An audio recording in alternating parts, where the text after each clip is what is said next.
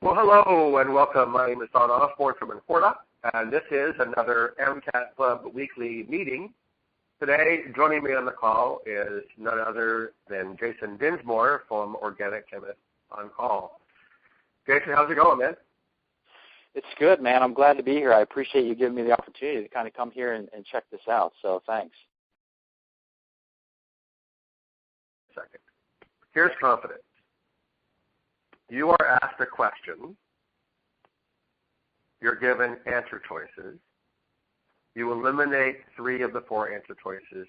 You choose what's left, and you move on. Mm-hmm. That's confidence. Yeah. Now, here's lack of confidence. You're given a question. You're given 4 answer choices. You eliminate 3. You choose 1, and then you pause, and you go, boy, I sure hope that what I'm choosing is right.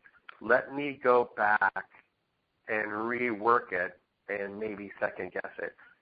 Now, that's the difference between confidence and lack of confidence, is that one choice in the moment where I decide that I'm not sure. And that decision creates an ongoing build-up, an accumulation of uncertainty that feeds on itself, continues to perpetuate itself, causes me to change my answers, ultimately adjust my result, usually downward, which is then confirming to me that I don't understand the material. So it's a very insidious process. It's not about my answer. It's about my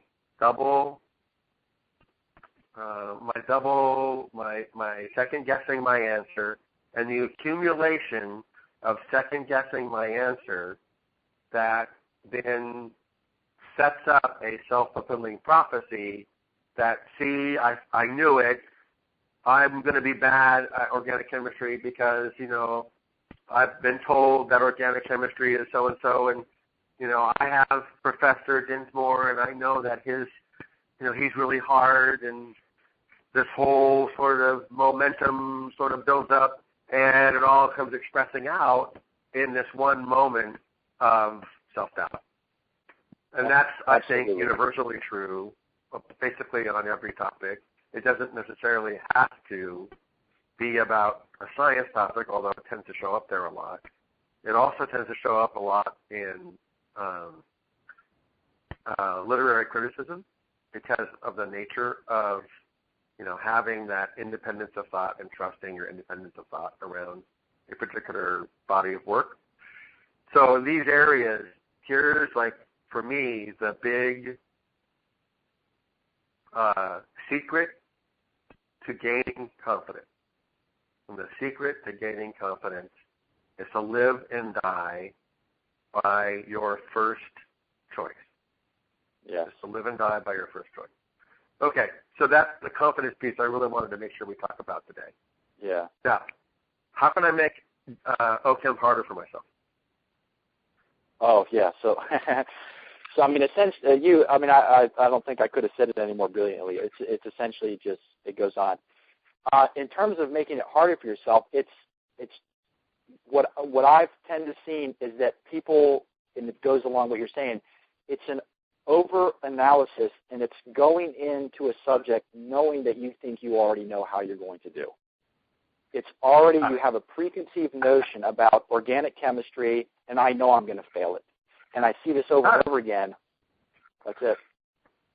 But what I've discovered is if when I've seen that, and you can sense that in a student, like I said, I think this isn't just me. Anybody that's done their discipline for a long time, you just get an intuitive sense about where students are coming from, or whatever you're doing. And sure. What you find is when you discover that, and it's almost like you allow the student, you tell them it's okay to make mistakes. It's like you give them permission to say, okay, yeah, it's going to be tough, but it's okay to look at it in your own way. It's okay to look at organic chemistry not just strictly by the book, but you can kind of come up with your own ways of looking at it.